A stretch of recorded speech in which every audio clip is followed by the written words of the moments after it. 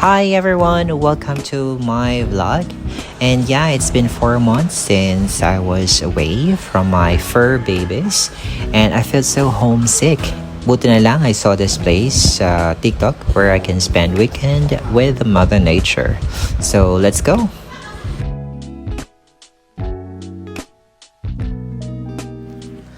Welcome to Ambi Nature Resort. This is found in Barangay Paliparan, Caluan, Laguna. Since I'm staying in the valley, this is just more or less a 2-hour drive. The timing was in favor to us kasi wala masyadong traffic going to the resort. We left in the valley around 1:30 p.m. and dumating kami around 3:30 p.m. Shai booked the reservation through FB and it was smooth transaction. Upon arrival sa place, there is a small truck that helped us carry our stuff going to the camping site. The camping site is really pleasing sa eyes, although medyo mainit nang dumating kami, but super love it. You can do a lot of things here aside from camping, especially if you have a special gathering like team building, birthday party, and I guess simpleng gathering with friends or family will do. And may naabutan kami, nag-party with matching loud music, may dala silang speaker, and it made us join the upbeat music they were playing. Nakakatuwa.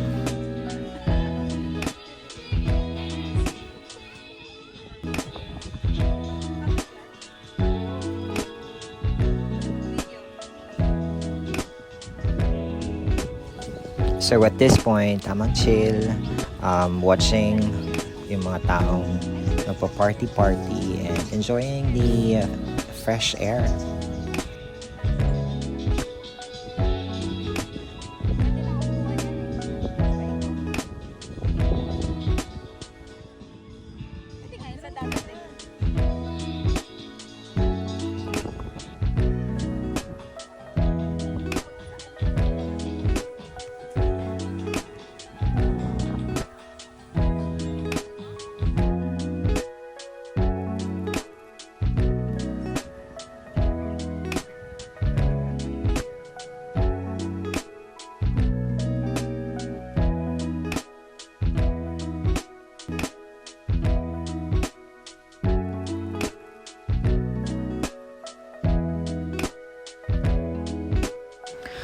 Our today's menu for our dinner were sinigang na salmon, tofu sisig, and seaweeds. Prepared yan by our personal chef, Lyra. It was so funny, we bought all the foods except for the rice. Rice is life, diba? So crazy. Good thing there is a sari-sari store near the resort.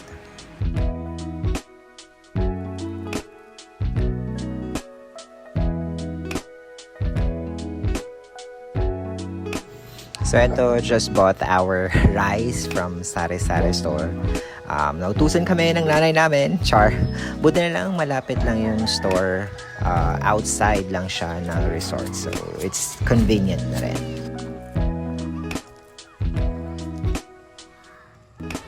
The night is getting dark and our stomachs were full. The air was getting cold na rin and perfect timing for a bonfire. But unfortunately, we didn't rent a bonfire since it's kind of expensive. So just viewed bonfire from afar.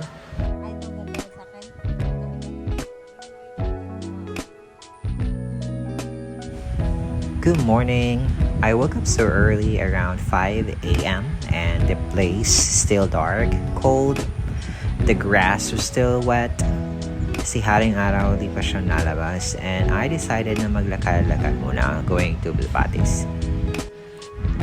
Having this kind of view, waking up early in the morning really helped me appreciate how beautiful Mother Nature is. So kaya we really need to take care of it.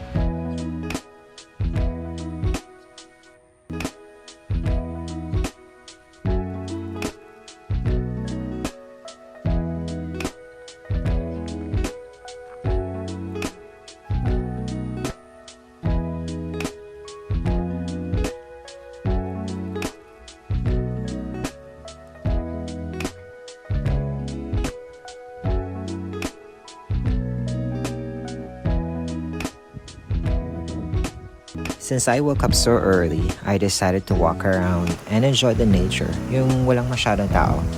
I got to see the beauty of the spring of nature, especially yung swoosh ng water. Ang sarap pakinggan. Plus, the sound of the birds. This is really a perfect morning.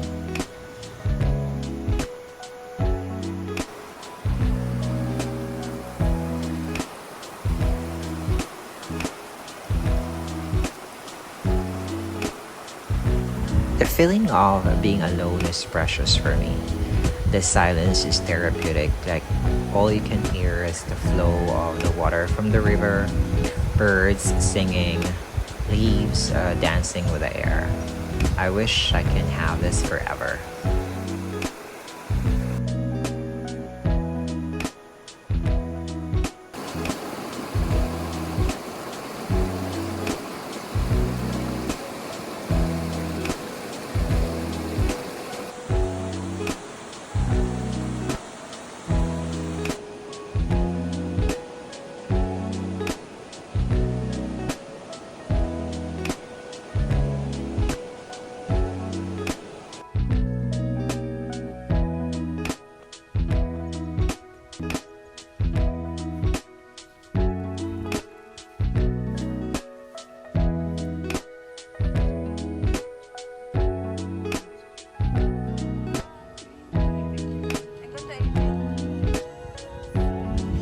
So going back to the camping site to check if gising na yung dalawa. Anyway, breakfast served at 8 a.m. So I still have time to chill and enjoy the view around again. While waiting for our breakfast, sunbathing muna kami.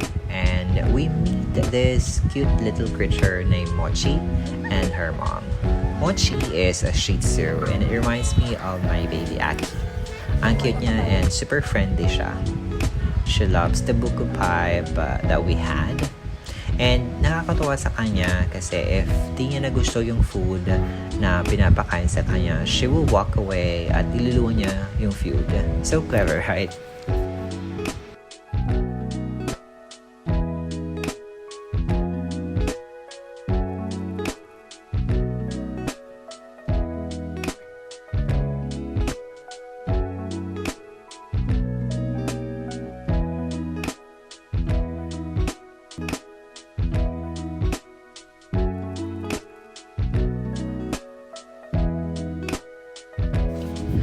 The free breakfast pala, they serve around 8 a.m.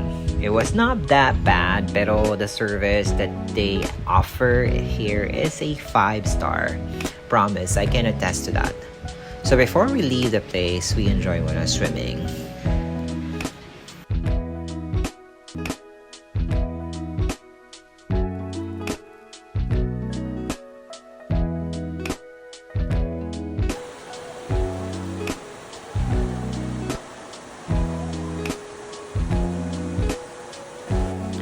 Since we had our vitamin D na, it's time to enjoy the water. If you're afraid of water or di ka marunong lumangoy, there are lifeguards on standby, so it's safe and you'll really enjoy the water.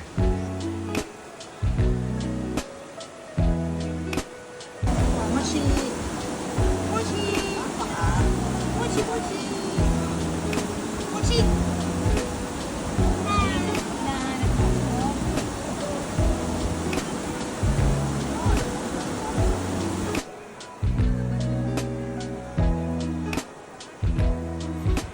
Now it's swimming time! Ang lamig ng tubig, super. And it's really perfect for hot weather. This can really beat the heat of summer.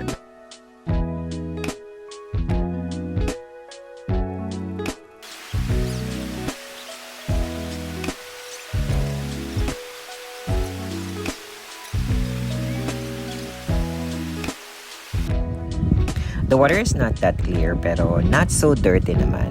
May net on both ends that will screen out all the debris or leaves and other stuff. So it's safe naman.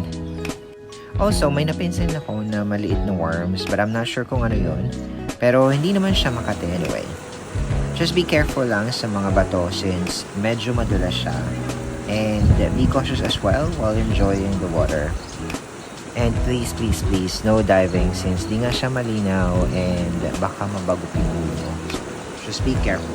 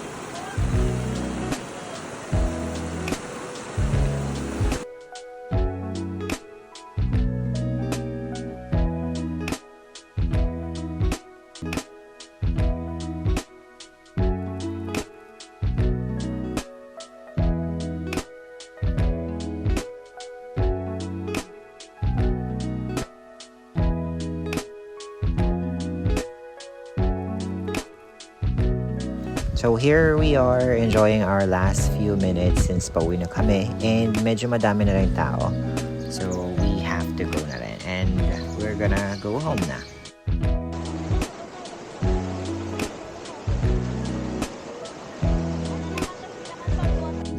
Alright, so we had ourselves freshen up na.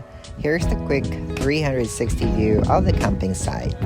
Thank you for the wonderful weekend.